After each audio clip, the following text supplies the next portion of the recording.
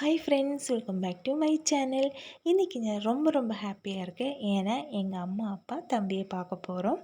அது மட்டும் இல்லாமல் நிறைய ரிலேட்டிவ்ஸ் எல்லாம் பக்கத்தில் இருக்க பெரியம்மா மாமா அத்தை இந்த மாதிரி நிறைய பேர் இருக்காங்க. அவங்களெல்லாம் பார்க்க போகிறோம். ஏன்னா 2 மாதமாச்சு நான் ஊருக்கு போய். இப்போ எங்கள் ஊர்லேருந்து அம்மா ஊருக்கு ஒரு 60 கிலோமீட்டர் இருக்கும். இப்போ நாங்கள் பைக்கில் தான் போயிட்டுருக்கோம். ஸோ போகிற வழியில் கொஞ்சம் அழகான ப்ளேஸ் எல்லாம் இருந்தது. அதெல்லாம் உங்களுக்கு காமிச்சிட்டு அப்படியே பேசிட்டு போகலாம் அப்படின்னு நினச்சோம். இப்போ இடையில கொஞ்சம் பைக்கு நிப்பாட்டி நாங்கள் கொஞ்சம் ரெஸ்ட் எடுக்கலாம்னு சொல்லிட்டு நிப்பாட்டிட்டோம். பாருங்கள், கேரளாவில் மோஸ்ட்லி பார்த்திங்கன்னா நெல் வயல் தான் இருக்கும். அது இல்லாமல் தென்னந்தோப்பு, அப்புறம் பாக்கு, வாழை, ரப்பரு அந்த மாதிரி தான் இருக்கும். இந்த இடம் எனக்கு ரொம்ப பீஸ்ஃபுல்லாக இருந்தது. அங்கே நிப்பாட்டி அங்கேருந்து எனக்கு திரும்பி போகிறதுக்கே எனக்கு மனசே வரல.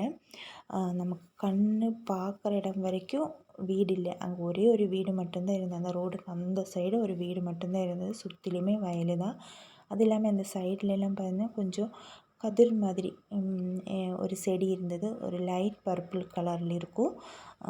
அது ரொம்ப அழகாக இருந்தது. சரி, அதெல்லாம் கொஞ்சம் தொட்டு பார்க்கலாம், எடுத்துடலாம் அப்படின்னு சொல்லிட்டு அதெல்லாம் எடுத்து கொஞ்சம் ஃபோட்டோஸ் எல்லாம் கிளிப்பெல்லாம் எடுத்துட்டோம். ரொம்ப நல்லா இருந்தது இந்த ப்ளேஸு. அங்கேருந்து எனக்கு கிளம்புறக்கே மனசு வரல. சரி, அதை உங்களுக்கு காமிச்சிடலாம் இந்த இடம் அப்படின்னு சொல்லிட்டு. உங்கள் ஊரில் இந்த மாதிரி ப்ளேஸ் எல்லாம் இருக்கும். இல்லாமல் இருக்கிறவங்க, டவுனில் இருக்கிறவங்களும் இருப்பாங்க. அவங்களுக்கு இதெல்லாம் பார்த்தா ரொம்ப பிடிக்கும்னு சொல்லி தான் இந்த வீடியோ நான் எடுத்திருக்கேன். சரி, இப்போ அதெல்லாம் பார்த்து இந்த சைடு பார்த்திங்கன்னா ரோடு தான், மெயின் ரோடு தான். அங்கே வண்டியெல்லாம் போயிட்டு இருந்தது. ஆனால் நம்ம நிற்கிற பக்கம் வண்டியெல்லாம் இல்லவே இல்லை. பாருங்கள், இப்போ சுற்றிலையுமே வயல் தான். இப்போ அங்கேருந்து பைக்கில் ஏறி இப்போ நாங்கள் கிளம்பிட்டோம். ஒரு 6 கிலோமீட்டருக்கு அப்புறம் ஒரு கோவிலுக்கு வந்திருக்கோம்.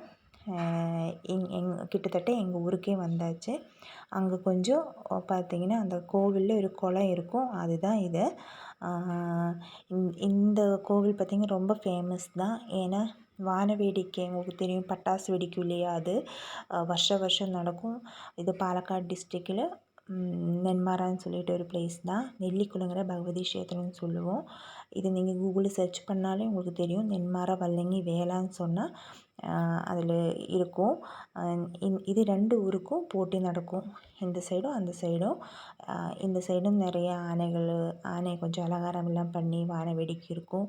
அதே மாதிரி அந்த சைடும் நிறைய ஆனைகளை கொண்டு வச்சு அங்கேயும் வான வேடிக்கை இருக்கும். இங்கே ஒரு பட்டாசு வெடிக்கும் போது அங்கே ஒரு பட்டாசு வெடிக்கும். எப்படி போட்டி மாதிரி. இப்போ நம்ம எப்படி ஒவ்வொரு ஊருக்கும் பக்கம் ஊருக்கு போட்டியெல்லாம் இருக்கும் இல்லையா, நோம்பி நடக்கும்போது அந்த மாதிரி அங்கே வருஷம் நடக்கும். அது ஏப்ரல் 2 or 3 அந்த டேட்டில் தான் நடக்கும்.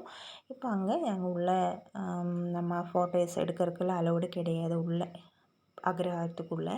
இப்போ சாமியெல்லாம் கும்பிட்டு இப்போ நாங்கள் அங்கேருந்து கிளம்பிட்டோம். இனி இங்கிருந்து ஒரு 11 கிலோமீட்ரு இருக்குது எங்கள் வீட்டுக்கு வந்து சேருக்கு. இப்போ நாங்கள் அங்கேருந்து கிளம்பி போயிட்டுருக்கோம். அங்கேயுமே போகிற வழியில் இதே தான், இந்த வயல் தோப்புக இந்த மாதிரி தான் இருக்கும். அப்புறம் கொஞ்சம் ஹில்ஸ் ஏரியா, கொஞ்சம் கூட உள்ளே வந்தால் எங்களுக்கு ஹில்ஸ் ஏரியா தான் எங்கள் வீடு பக்கமெல்லாம். எப்படியோ ஒரு பக்கமாக அங்கேருந்து இடையில கொஞ்சம் நிப்பாட்டி டீ எல்லாம் குடிச்சிட்டோம். அப்புறம் பழ பஜ்ஜி சாப்பிட்டோம். அதெல்லாம் வீடியோ எடுக்க முடியல. ஏன்னா எங்கள் கூட வந்த கேமராமேன் சரியில்லை. நான் தான் அது வீடியோஸ் எடுக்கணும். அதுக்குனால அதை எடுக்க முடியல. கிட்டத்தட்ட இப்போ வீட்டுக்கே வந்தாச்சு. பாருங்கள், நிறைய ஃப்ளவர் எல்லாம் நிறைய இருக்குது. இதெல்லாம் இது பெரியம்மா வீட்டில் தான் அவங்க வச்சுருக்காங்க. பாருங்கள், அழகழகான ஃப்ளவர். இதெல்லாம் பார்க்கும்போது சரி சும்மா எடுத்துட்டோம் வீடியோஸை, கொஞ்சம் நல்லா இருக்குமே அப்படின்னு சொல்லிட்டு எடுத்துட்டோம். பூக்கள் தான் இப்படி இருக்குது. ஆனால் அந்த மரத்தில் இருக்கிற இலையெல்லாம் இருக்கும் இல்லையா, அதெல்லாம் உதிர்கிற காலம்தான். அதனால் அதிலெல்லாம் இலையெல்லாம் இல்லை. இப்போ வீட்டில் பார்த்திங்கன்னா சமையல் தடபுடன்னு ஆகிட்டுருக்கு. கறி குழம்பு தான் வச்சிட்ருக்கு. பாருங்கள், பீஃபு தான் இன்றைக்கி வாங்கியிருக்காங்க அப்பா. நான் போகிறதுக்குள்ளே அதெல்லாம் ரெடி ஆயாச்சு. இல்லைன்னா இதையே நான் ஒரு வீடியோ எடுத்திருப்பேன், அவங்க எப்படி செய்கிறாங்க அப்படின்னு சொல்லிட்டு. அம்மா தாளித்து கொட்டுறாங்க. இதே போட்டு, அது இல்லாமல் இந்த பீஃபோட ஈரல் இருக்கும், அதையுமே ஃப்ரை பண்ணி வச்சுருந்தாங்க. இது கொஞ்சம் டிஃப்ரெண்ட்டாக இருக்கும். இது கோட்டன் ஸ்டைலில் தான் இது செஞ்சுருப்பாங்க. அப்பாவும் அம்மாவும் அவங்க செய்கிறது கொஞ்சம் டிஃப்ரெண்ட்டாக இருக்கும், நல்லாயிருக்கும். ஆனால் என்னால் வீடியோ எடுக்க முடியல. இப்போ வீட்டுக்கு ஒரு 2-3 கெஸ்ட்டு வர வேண்டி இருக்குது, அவங்களுக்கும் சேர்த்து தான் இது செஞ்சுருக்கோம். இப்போ ஈரல் பார்த்திங்கன்னா நம்ம மிளகாய் பொடி அந்த மாதிரி எதுவுமே சேர்க்காம இஞ்சி பூண்டு பேஸ்ட்டு அது போட்டுட்டு மிளகு மட்டும்தான் சேர்த்திருக்கோம். ஏன்னா எப்போவுமே ஈரலெல்லாம் ஃப்ரை பண்ணும்போது மிளகு தான் அதிகமாக அப்பா சேர்த்துவாங்க, அதுதான் கொஞ்சம் உடம்புக்கு நல்லாயிருக்கும் அப்படின்னு சொல்லிட்டு பாருங்கள். அதுவும் அங்கே ரெடி ஆயிடுச்சு. அதெல்லாம் இங்கே ஓரமாக இருக்கட்டும். பாருங்கள், நான் சொன்னேன்ல இலை உதிரும் காலம் அப்படின்னு சொல்லிட்டு, இதெல்லாம் சுற்றிலுமே ரப்பர் தான். ஆனால் இலையெல்லாம் ரொம்ப உதிர்ந்துட்டுருக்கு, மேலால் எதுவுமே இல்லை. பாருங்கள், சுற்றிலுமே ரொம்ப வெட்ட வெளியேன்னு இருக்குது. இல்லைன்னா ரொம்ப நிழலாக இருக்கும், நமக்கு ரொம்ப தணலாக இருக்கும் நிற்கிறதுக்கு. இப்போது பெலாக்காய் எல்லாம் நிறையவே இப்போ சீசன் தானே, இனி சீசன் வந்துடுச்சு. எல்லாம் குட்டி குட்டியிலேருந்து பெருசு பெருசாகிற வரைக்கும் எல்லாம் வந்திருக்கு பாருங்கள். அந்த மரத்துக்கு கீழேலிருந்தே பெலாக்காய் வந்திருக்கு. இப்போ இதில்னெல்லாம் நான் கட் பண்ணி எங்கள் ஊருக்கே எடுத்துகிட்டு வந்தாச்சு. ஏன்னா நான் இன்னும் போகும்போது அதெல்லாம் பெருசாகும், எனக்கு குட்டியாக எல்லாம் கிடைக்காது. இதிலேருந்து நம்ம குட்டியாக இருக்கிறத எடுத்து நம்ம பொரியல் குழம்பெல்லாம் செஞ்சிடலாம். பெருசாக இருக்கிறது பார்த்திங்கன்னா அது ஹல்வா செய்வாங்க அந்த மாதிரியெல்லாம். இப்போ நம்ம அதிலேருந்து கட் பண்ணிட்டு வந்தால் பெலாக்காயை வச்சு தான் நமக்கு இன்றைக்கி டிஷ் செய்ய போகிறோம். இப்போ அதிலேருந்து நான் ஒன்று எடுத்து இந்த மாதிரி கட் பண்ணி எடுக்க போகிறோம் பாருங்கள். அதிலிருந்து ஒரு கரை மாதிரி ஒரு பால் மாதிரி அதையெல்லாம் நாம் இந்த மாதிரி பேப்பர் வச்சு, இல்லைன்னா மஞ்சு இருக்கும் இல்லையா, அது வச்சும் நீங்கள் எடுத்துடலாம். இப்போ இதையெல்லாம் நல்லா க்ளீன் பண்ணி நாம் கட் பண்ணி எடுக்க போகிறோம் பாருங்கள். இதெல்லாம் இந்த சீசனுக்கு தான் கிடைக்கும், அதனால் நான் போனதுமே அதெல்லாம் எடுத்துகிட்டு வந்துட்டோம். இது இல்லாமல் வேறு இன்னும் கொஞ்சம் ஐட்டங்கள்லாம் எடுத்துகிட்டு வந்திருக்கோம். அதெல்லாம் நாளைக்கெல்லாம் ரெசிபிஸ் பண்ணும்போது நீங்கள் பாருங்கள். இங்கே நம்ம கிட்ட கிடைக்காத ஐட்டங்களெல்லாம் நான் அங்கே போனால் கண்டிப்பாக எடுத்துகிட்டு வந்துடுவேன். இப்போ இதையே மேலால் நம்ம இப்படி இந்த மாதிரி தோல் ரிமூவ் பண்ணிக்கலாம். இப்போ ரிமூவ் பண்ணி அந்த தோல் நமக்கு தேவையில்லை. இப்போ இதையே நம்ம கட் பண்ணிக்கலாம். கையெல்லாம் கொஞ்சம் கரகரைன்னு தான் இருக்குது. கொஞ்சம் தேங்காய் எண்ணெய் கையில் அப்ளை பண்ணதுக்கப்புறம் நம்ம இதையே கட் பண்ணிக்கலாம். இல்லைன்னா இதெல்லாம் கட் பண்ண முடியாது, கை இப்படி இப்படி இப்போ நசுக்கிற மாதிரி ஒரு மாதிரி இருக்கும். இப்போ பாருங்கள், இந்த மாதிரி ஷேப்புக்கு நீங்கள் கட் பண்ணி எடுத்துக்கோங்க. இப்போது அடுப்பு பற்ற வச்சு ஒரு பாத்திரம் வச்சுருக்கேன். அதில் கொஞ்சம் தண்ணி ஊற்றிருக்கேன். அதில் ஒரு 1/4 ஸ்பூன் அளவுக்கு சால்ட்டு சேர்த்திட்டோம். அதுக்கப்புறம் நம்ம கட் பண்ணி வச்சுருந்தா பெலாக்காய் அதில் சேர்த்திட்டேன். இது எப்படி சொல்லுவீங்க, இந்த பெலாக்காய் பிஞ்சு பெலாக்காய் அதுதானே நீங்கள் சொல்லுவீங்க. இது முத்துனது கிடையாது, பிஞ்சு தான். இப்போ இதையே நம்ம வேக வச்சு எடுத்துடலாம். ஒரு 10 நிமிஷம் கீழே வேகிறதுக்கு கொஞ்சம் டைம் எடுக்கும் பாருங்கள். இப்போ வெந்துடுச்சு, நல்லா வெந்துடுச்சு. இப்போ இதையே நம்ம வேறு பவுலுக்கு மாற்றிடலாம். இப்போ இதையே மாற்றி இப்போ இதிலிருந்து ஒரு கொஞ்சம் நான் வேறு பவுலுக்கு மாற்றி எடுத்து வைக்க போகிறோம். அது பண்ணாங்க ஓரமாக இருக்கட்டும். இப்போ இதிலே ஒரு 1/2 டேபிள் ஸ்பூன் அளவுக்கு வரமிளகாத்தூள், 1/4 ஸ்பூன் அளவுக்கு சிக்கன் மசாலா தூள் சேர்த்திட்டோம். இப்போ இதையே நல்லா மிக்ஸ் பண்ணி பெரட்டிலாம் நல்லா மிக்ஸ் பண்ணிக்கோங்க, ஒன்றுக்கு ஒன்றா வர மாதிரி. இது ஓரமாக இருக்கட்டும். இப்போ இந்த மாதிரி ஒரு இடிகள் எடுத்திருக்கேன். அதிலிருந்து நம்ம கொஞ்சம் மாற்றி வச்சுருந்தோம் இல்லையா அந்த பெலாக்காய், அதையே இந்த மாதிரி க்ரஷ் பண்ணி எடுக்க போகிறோம். பாருங்கள், இந்த மாதிரி நீங்கள் பண்ணிக்கோங்க. இல்லை இடிகள் உங்கள்கிட்ட இல்லை அம்மிக்கல்லெல்லாம் இருந்தால் தாராளமாக அதிலும் பண்ணலாம். அப்போ ஈஸியாக இருக்கும் உங்களுக்கு. எங்கிட்ட அது இல்லாதனால இப்படி நம்ம இதையே க்ரஷ் பண்ணி எடுத்திருக்கோம் பாருங்கள். இந்த மாதிரி தான் நமக்கு வேணும். ஏன்னா மிக்சியில் போட்டு நம்ம க்ரஷ் பண்ணால் இந்த மாதிரி வராது, அது ரொம்ப பேஸ்ட் மாதிரி ஆகி போயிடும். அதனால தான் இப்படி பண்ணுறோம். இப்போ அதிலேருந்து ஒரு 10 பல் சின்ன வெங்காயம், ஒரு 3 பல் வெள்ளைப்பூண்டு, ஒரு பச்சை மிளகா சேர்த்திட்டேன். அதையுமே இதே மாதிரி நம்ம இடித்து க்ரஷ் பண்ணி நம்ம எடுக்க போகிறோம் பாருங்கள். இந்த மாதிரி தான் நமக்கு வேணும். இப்போ இதையே நாம் வேறு பவுலுக்கு மாற்றிடலாம். ஃபுல்லாகவுமே வேறு பவுலுக்கு மாற்றியாச்சு. இப்போ அடுப்பு பற்ற வச்சு ஒரு கடாயை வச்சுருக்கேன். கடாய் சூடாகவும் ஒரு 3 டேபிள் ஸ்பூன் அளவுக்கு தேங்காய் எண்ணெய் ஊற்றிருக்கேன். இப்போ ஒரு 1/4 ஸ்பூன் கடுகு சேர்த்திட்டோம். கடுகு நல்லா பொரிஞ்சு வரும். 2 வரமிளகு கிள்ளி போட்டுட்டோம். அதுக்கப்புறம் கொஞ்சம் கறிவேப்பிலை சேர்த்தி ஒரு டேபிள் ஸ்பூன் அளவுக்கு உளுந்து பருப்பு சேர்த்தி நம்ம ஃப்ரை பண்ணிக்கலாம். அது கொஞ்சம் நல்லா வணங்கி வர டைமில் நம்ம க்ரஷ் பண்ணி வச்சுருந்த சின்ன வெங்காயம், பூண்டு, பச்சை மிளகாய் எல்லாம் இருக்கும் இல்லையா, அதையும் நம்ம நல்லா இதில் போட்டு ஃப்ரை பண்ணுறோம். ஏன்னா இது ஒரு ட்ரெடிஷ்னலான ஒரு டிஷ்ஷு கேரளாவில். அதனால நான் தேங்காய் எண்ணெய் யூஸ் பண்ணியிருக்கேன். உங்களுக்கு தேங்காய் எண்ணெய் பிடிக்கலைன்னா வேறு எந்த ஆயில் வேணாலும் யூஸ் பண்ணிக்கலாம்.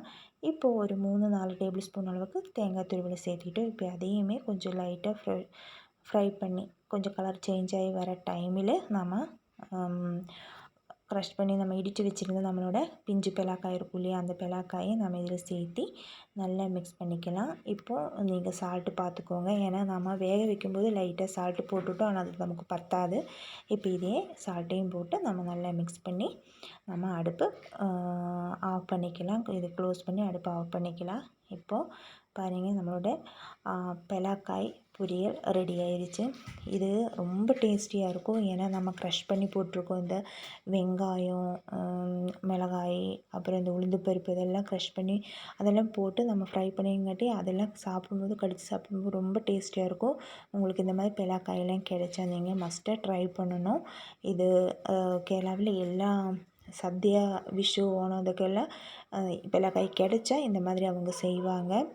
இப்போது அது அங்கே இருக்கட்டும். இப்போ நாம் அடுப்பு பற்ற வச்சு ஒரு கடாயை வச்சுருக்கேன். அதில் கொஞ்சமாக ஆயில் ஊற்றிட்டேன். ஆயில் கொஞ்சம் நல்லா சூடாகவுமே நாம் இந்த பெரட்டி வச்சுருந்த நம்ம பெலாக்காய் இருக்கும் இல்லையா, மிளகாய், அந்த நம்ம சிக்கன் தூள் எல்லாம் போட்டு அதையும் நம்ம ஃப்ரை பண்ணி எடுக்க போகிறோம். ஃப்ரைனா கலர் கொஞ்சம் லைட்டாக சேஞ்ச் ஆகும்போது நீங்கள் எடுத்துக்கோங்க. இப்போ அதில் ஒரு மீடியம் சைஸ் அளவுக்கு இருக்கிற பெரிய வெங்காயம் நல்லா நீட்ட வாக்கில் நல்லா கட் பண்ணி எடுத்திருக்கேன்.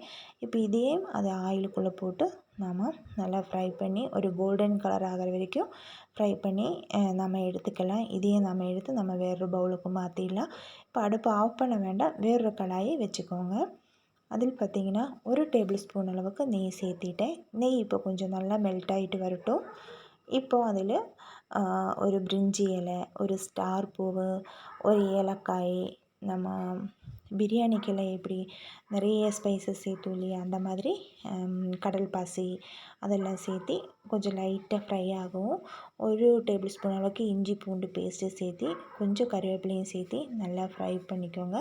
இஞ்சி பூண்டு பேஸ்ட்டோட பச்சை வாசனை எல்லாம் மாறுற வரைக்கும் ஃப்ரை பண்ணதுக்கப்புறம் ஒரு 1/4 ஸ்பூன் அளவுக்கு மஞ்சள்தூள், 1/4 ஸ்பூன் அளவுக்கு வரமிளகாய்த்தூள், அப்புறம் ஒரு பிஞ்சளவுக்கு பிரியாணி மசாலா சேர்த்தி ஒரு பிஞ்சளவுக்கு மிளகு சேர்த்திட்டோம். இப்போது கொஞ்சம் கேஷ்யூ கட் பண்ணி போட்டுட்டேன். இப்போ இதையும் சேர்த்து நம்ம நல்லா மிக்ஸ் பண்ணிக்கலாம். அதோட பச்சை வாசனையெல்லாம் மாறினதுக்கப்புறம் நம்ம ஃப்ரை பண்ணி வச்சுருந்து நம்மளோட பெலாக்காய் நம்ம சேர்த்திக்கலாம். அதுக்கப்புறம் நீங்கள் சால்ட்டெல்லாம் கரெக்டாக இருக்கான்னு பார்த்துக்கோங்க. சால்ட் எப்படி இருந்தாலும் நமக்கு பத்தாது, அதனால் அதையும் போட்டு நல்லா மிக்ஸ் பண்ணி எல்லாம் ஒன்றுக்கு ஒன்றா பெரளுற மாதிரி நீங்கள் நல்லா மிக்ஸ் பண்ணி எடுத்துக்கோங்க. அவ்வளோதான், அடுப்பு ஆஃப் பண்ணிக்கோங்க. இப்போ ஒரு தட்டு எடுத்துக்கோங்க. அதில் நம்மளோட சாதம் தான் வடித்த நம்மளோட சாதத்தை எடுத்துட்டோம்.